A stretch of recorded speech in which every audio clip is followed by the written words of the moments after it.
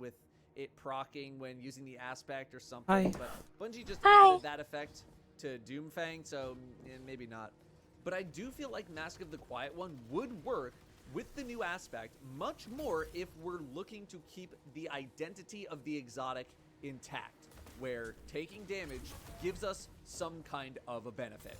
Combining it with the new aspect gives it a more active role as well. You actually need to do something versus it being completely passive.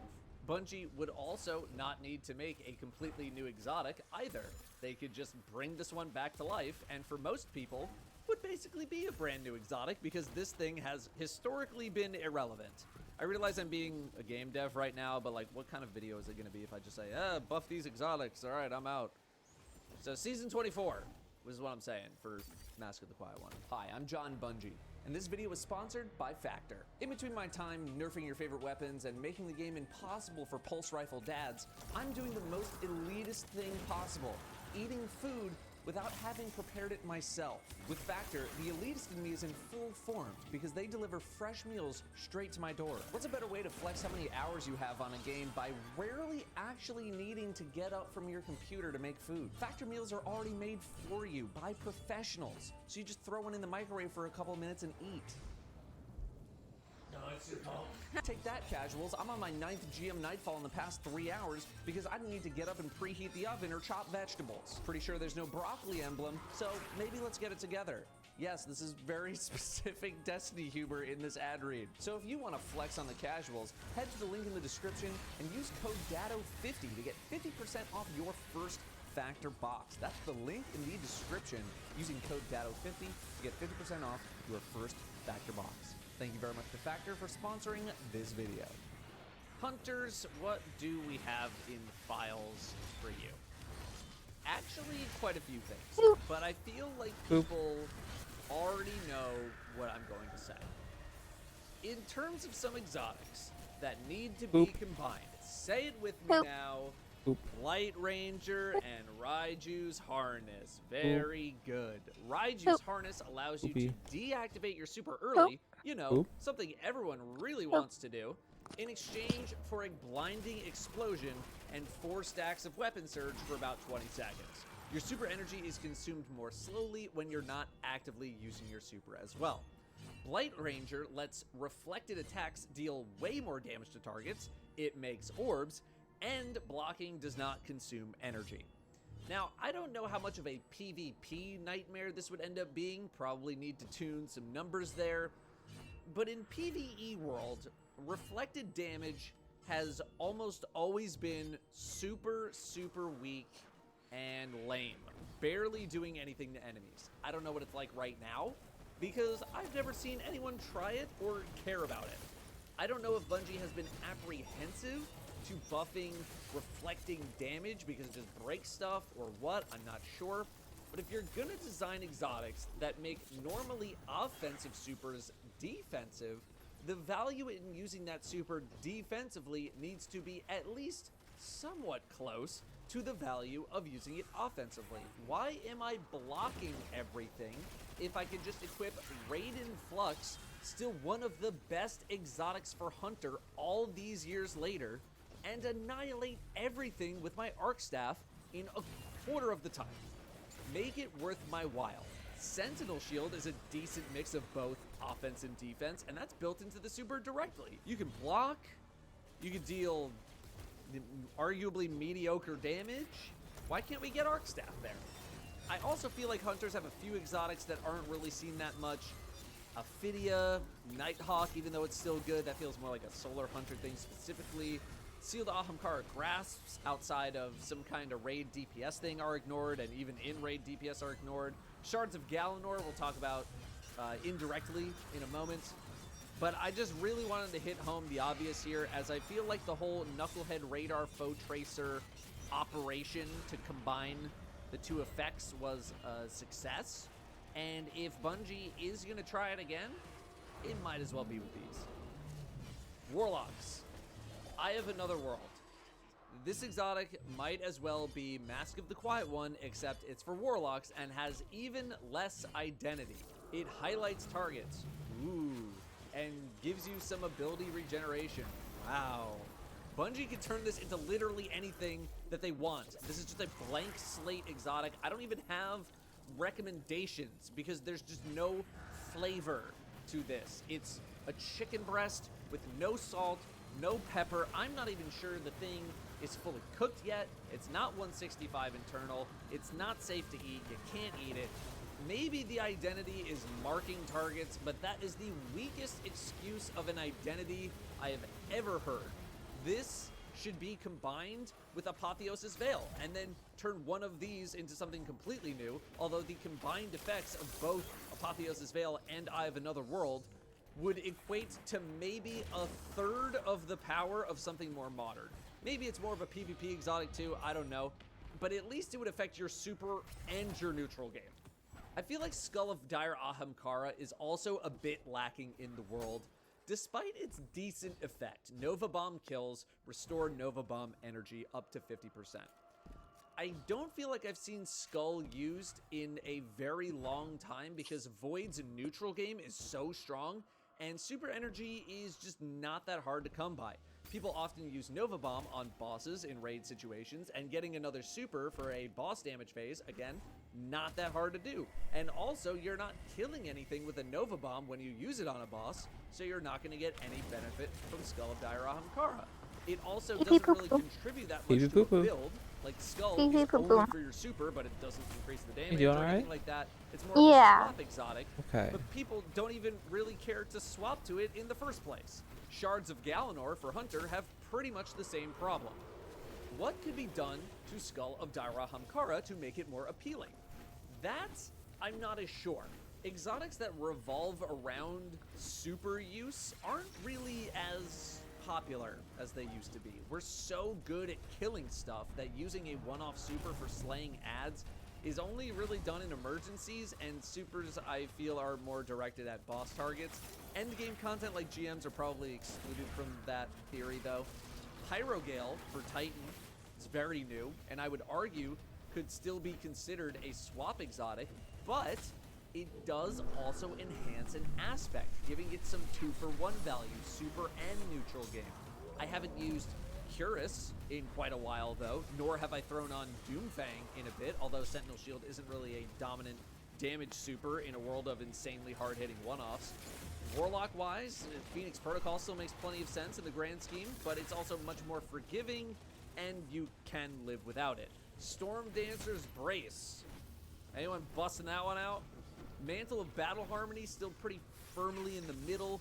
Nighthawk, as we briefly discussed, isn't really as in the picture. Star Eaters are there, but they increase your damage to such a significant degree that it's worth it. So the answer seems to be somewhat clear for Skull. If you're going to invest into an exotic that only works with your super, it needs to either, one, make your super insanely powerful, like Star Eater Scales, or two, it needs to offer something else while your super is not available, like Pyrogale. What could that something else be for Void Warlock? We kind of have our bases covered already. Briarbinds for Child of the Old Gods, Controverse for Chaos Accelerant, and Feed the Void doesn't really feel like it needs anything in particular because it's so basic. Giving Nova Bomb a bit more damage would certainly help it, like, you know, Curus doubling T-Crush damage, but that effect is not very interesting. It would get people to use the helmet again, though. I almost feel like this is something that you could combine with Nezarec Sin. I know it's another combined suggestion, but we've powered up so much that some of these exotics are just not good enough. Nezarec Sin is an exotic that I think is more in the mid-tier, but giving it a little extra boost with Skull's effect might push it up a bit more and fits into the theme of void damage kills, increasing energy gains. As for what you do with either helm, depending on how you end up combining them, whatever you want really. It's kind of a blank slate. Do they even have? Yeah, I guess they have Ordinance. Alright, you can't take them out of the game then. So, do you have some ideas for some buffs? Do you want to see a certain exotic get boosted? Do you want to see two get combined? Let me hear it in the comments. Let's get creative down there. Thank you very much for watching. I'll see you next time. Another week, boys, and another twab. This week in Destiny, happy Twisted Guardians. We are back this week and ready to, you know what, Some of us might not have finished this week's story yet, so we'll save that for another day. We hope you are enjoying it, and honestly, I'm looking forward to the arts y'all will inevitably come up with.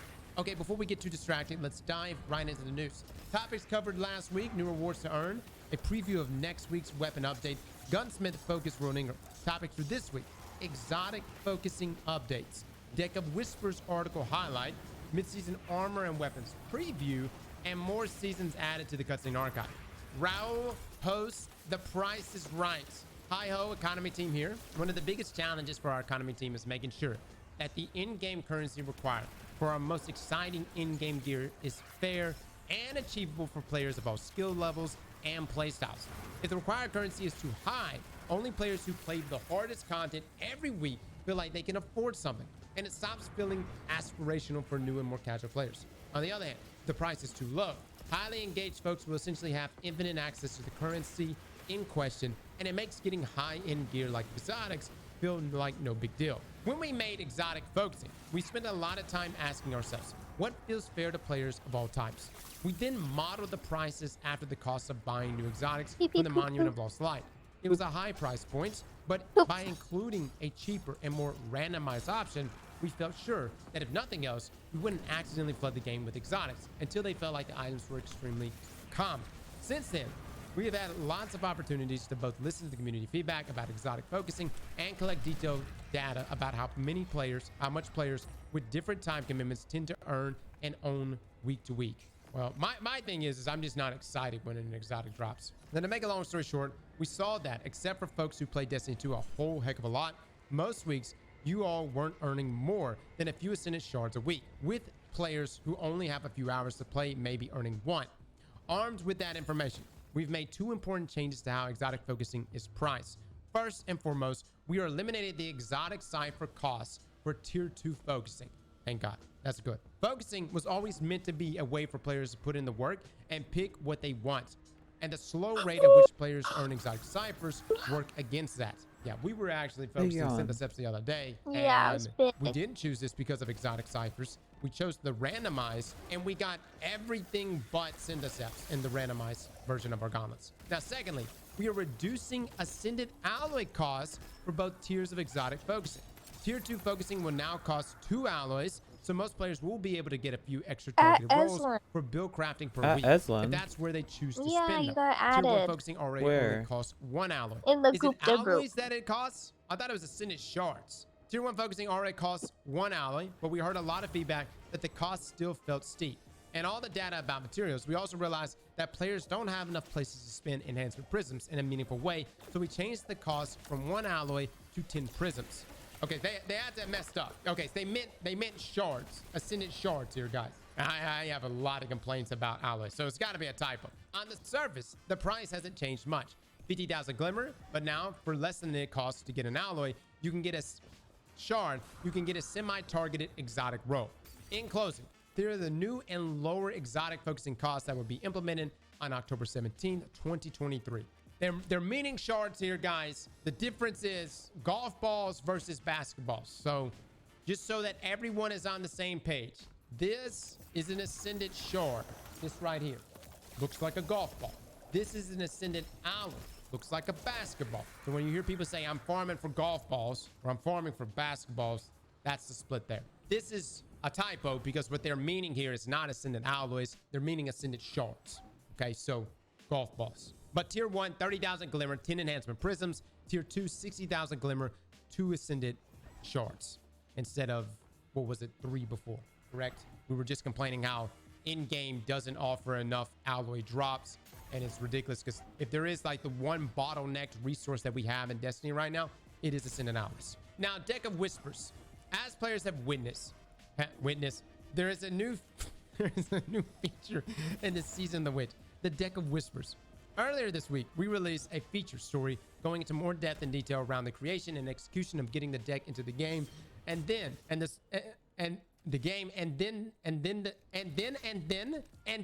summoning an IRL version of the deck you can own for yourself. Learning more about the hows and whys of this is truly something special. So make sure you take a look at the blog post here. Is anybody checking their shit at the TWAB? We got Ascendant alloys in this motherfucker, and then I'm like Ron Burgundy out here. I will read anything you put in this TWAB. Mid-season armor and weapons preview. It is time for the mid-season armor and weapons update. And today we are diving deeper into the upcoming changes that you can look forward to in update 7.2.5. Here we go. First up, let's look at some armor changes. Upcoming season 22 exotic armor balance changes.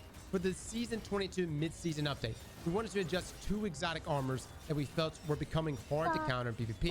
Antaeus wards. Reflective vents now requires full class ability to deploy.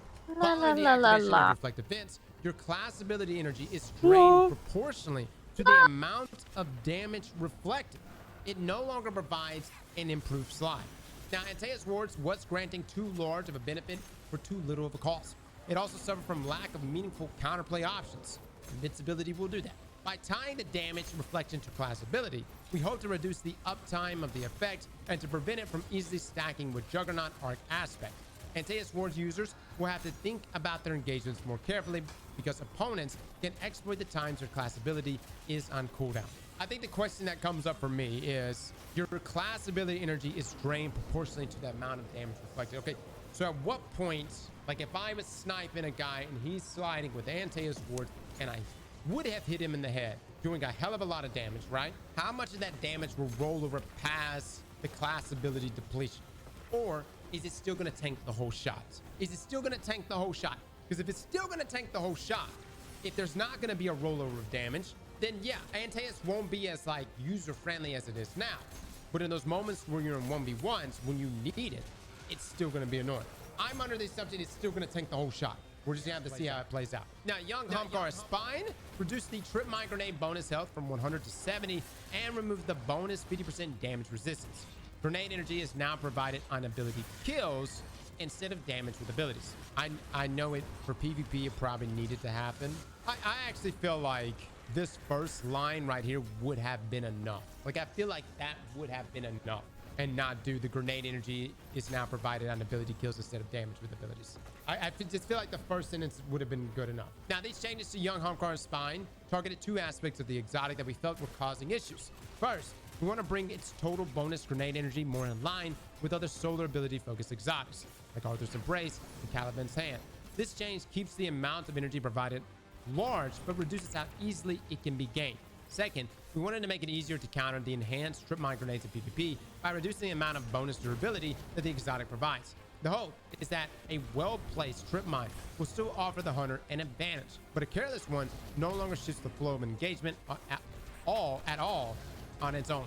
I think that the main takeaway here, guys, is you're not going to be able to spam, you throw it now, it does damage, especially like scorch damage and continuing doing the tick damage. This is all feeding back into your ability energy, and that's why you can be in situations where you throw back-to-back Trip Mine Grenades. The problem is we did a video here recently talking about exotics not feeling that exotic.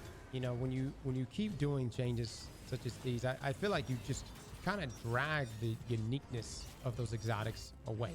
And that was what was so unique about. I mean, it really, Humkar Spine locked you into a playstyle. I just feel like this first line, reduce Trip Mine Grenade bonus health from 100 to 70 and remove the bonus 50% damage resist, would have been enough. Now, weapon balance and weapon archetypes, submachine guns. While SMGs as a whole have That's a generally great been question. I have brought into no line idea. by the recent changes, I have not we're seen a still finding Kmart that many in, like- players, especially those on mouse and keyboard, see little downside to Forgot sacrificing their Kmart stability stat to existed. maximize range. Yeah. We always want players to have a choice when it comes to which stat they want to prioritize. But those choices should have trade-offs. Until now, ignoring or even reducing stability was not seen as much of a penalty, and the benefits of range far outstrip the downsides. So we are going to make that choice a little bit tough. The goal of this change is not Big to bark. make SMGs feel hard to control Big at bark. base. Did That you hear said, it? if you choose to sacrifice could. stability or not invest Like in to it, hear him barking. you will notice the difference in controllability, especially at maximum ranges where greater precision is required. So general, increase recoil globally by 10%. Reduce the mouse and keyboard stability bonus from 20% to 10%. I would say after all the changes, like Bungie has been having an issue with submachine guns, and it had actually started before Immortal, but Immortal definitely amplified this problem even more. By the way, this increased recoil globally, this is for everybody. That's not just mouse and keyboard, but they're reducing the mouse and keyboard stability bonus from 20% to 10%. All right, moving on. Auto rifles in general. We're happy that auto rifles are seeing more play in PvP, even in higher level lobbies, but we believe the 2-part buff to range they received in Season 22 may have been a bit too much. This is especially true for rapid fire and precision subfamilies, which were already strong. On the other hand, we're still not happy with where adaptive and high impact auto rifles shake out compared to other ARs, so we made some tweaks to separate them a bit. For rapid fire, adaptive, and precision auto rifles, we have reduced their aim down sight damage fall off scalar stat back down to 1.6, while we have left high impacts at 1.7. This should sufficiently differentiate the maximum ranges they are able to achieve and give high impacts room to breathe over precisions, which are currently able to achieve the same ranges without the downside of needing to be more accurate. For adaptive ARs, we weren't happy with how difficult they felt to use, so we've increased their base damage and increased their critical hit multiplier to make them more forgiving, while retaining their current optimal time to kill. Holy hell. Okay, this is happening next week, by the way. I'm pretty sure. Rapid fire auto rifles reduce ADS damage follow scalar from 1.7 to 1.6. Adaptive auto rifles reduce ADS damage scalar 1.7 to 1.6, but they increase the base damage 14.25 to 15. They decrease the critical hit multiplier from 1.6 to 1.5 or 5.5. Critical damage is going from 22.8 to 23.3. Now, precision auto rifles reduce the ADS damage follow scalar from 1.7 to 1.6. Now, Amit's AR4 specifically. In our final changes to ARs, we are going to be experimenting with the new freedom that separated zoom from damage falloff has given us by moving Amit AR4 zoom value from 17 to 15. In the live game, Amit is currently the undisputed king of all ARs for multiple reasons. Its high range, the ability to craft it with double enhanced consistency perks, the Amalan origin trait, and its above average zoom all contribute to the weapon feeling like there is no reason to use anything else. Reducing the zoom will make the weapon easier to use at closer range, whereas stiff competition from SMGs like Immortal underneath Tempest, but it will make it harder to use